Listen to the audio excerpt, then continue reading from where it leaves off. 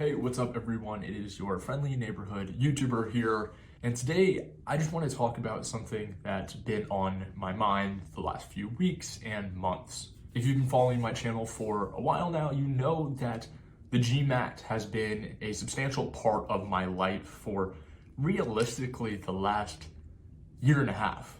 I never anticipated this process to take as long as it has, but there's been a lot of factors to that. First of all, a month or two into studying, I actually switched jobs, so my priorities kind of shifted. I wanted to make sure that I could prioritize my new job and my performance there. So the GMAT kind of went by the wayside for a few weeks, if not months.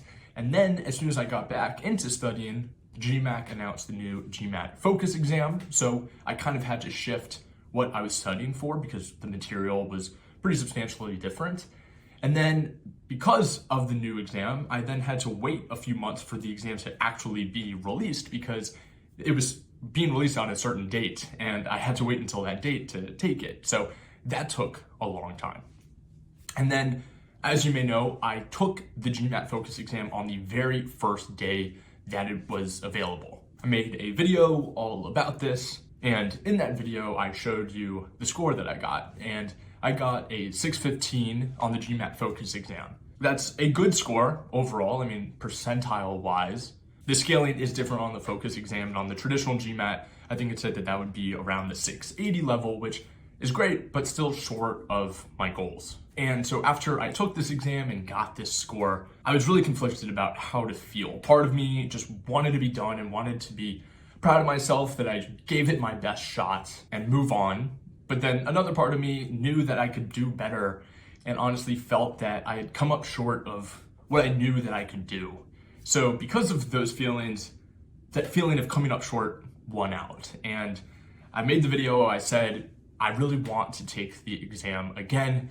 I want to give it a few weeks just to kind of relax a little bit and then jump right back into it, take it within a month or so while all the content is still fresh. Well, lo and behold, I took that exam at the beginning of November and it is now March of 2024. So it has been a few months and I still haven't taken the exam. I still have made plenty of content about the exam and I constantly have people reaching out, asking for my guidance, which I appreciate, but I still have felt very conflicted about what I want to do. I think unfortunately I'm kind of past the point where all the information is still fresh for me. Realistically, it's really just the quant that I need to work on and that needs to be fresh because that was the shortcoming on the exam and that's what I need to improve upon if I'm gonna improve my score. But I've just felt really weird about the GMAT exam these last few weeks. I haven't had really any motivation at all. And that's not that my motivation to go to business school or a graduate program down the road has changed. I think if anything, that seems more of something that I want to do. But for whatever reason, I feel like there's so many other aspects to my application that allow me to get over that hurdle than just my score. But I still want to take the exam again. I know I can do better than the way I performed all my practice exams, or I should say 5 of the 6 practice exams I took. I performed better than how I performed on the exam. And then that one other of the 6, I performed the way I did on the exam. So I know I'm capable of so much more, but now I'm just worried because it's been a few weeks, it's been a few months. I feel like at this point, I'm not where I was when I took the exam and I kind of would have to start the process all over again, which I certainly don't want to do. And I think a part of me was just waiting for the dust to settle with respect to the GMAT focus exam. Since I took it, a lot of articles have kind of come out saying that certain aspects of the exam are more difficult on the focus exam than they were on the previous format of the GMAT, specifically the quant and the data insights section, which are, if you look at my percentiles, where I performed worse. I still did great on data insights, but the quant definitely struggled. And so I think a part of me just wanted to see kind of what the overall vibe was of the test, of other test takers, before kind of making that next move. Also something that I experienced and some of my buddies who are currently studying for and taking practice exams is that some of the programs that you would buy, they haven't fully adjusted to the new focus exam. So Target Test Prep, for example, obviously had it down packed for the last GMAT exam. But for this new GMAT Focus exam, the content and the structure of it is a little bit different.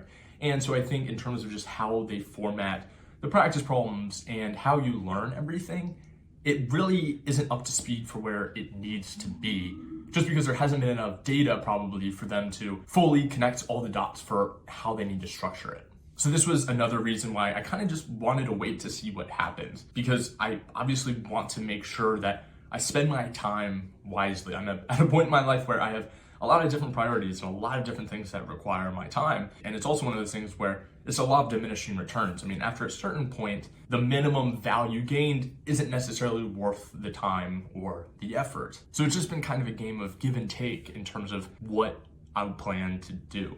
So unfortunately, there's not going to be really a resolution or some epiphany in this video. I just wanted to kind of share how I've been feeling about this all, because so much of my content was about studying for the GMAT exam and my goal to perform really well.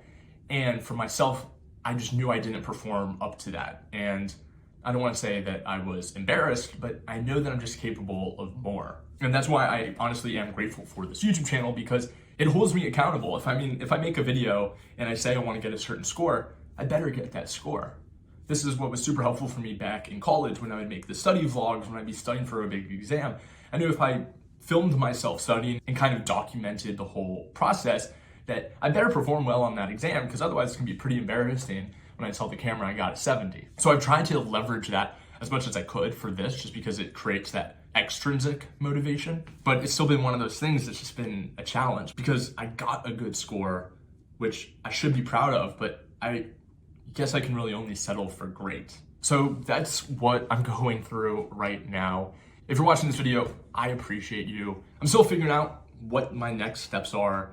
I might just do a 2-month program, go pretty hardcore, and just take it. And if I were to do that, I think I would document a lot of it just to kind of give you a very comprehensive breakdown. But again, maybe that's not what I do. I don't know. I'm still deciding. Let me know what you think. Let me know what has worked for you if you've taken the exam. And yeah, I'm just trying to figure out these next steps. And oftentimes I've experienced that speaking about it and verbalizing what I'm feeling, and especially communicating it to this community, has been almost therapeutic for me and just helps me clarify what matters. And with that said, as always, if you have any questions at all, feel free to reach out to me and connect with me on LinkedIn. Happy to be a resource, happy to be a listening ear, and I'll see you in the next one. Peace.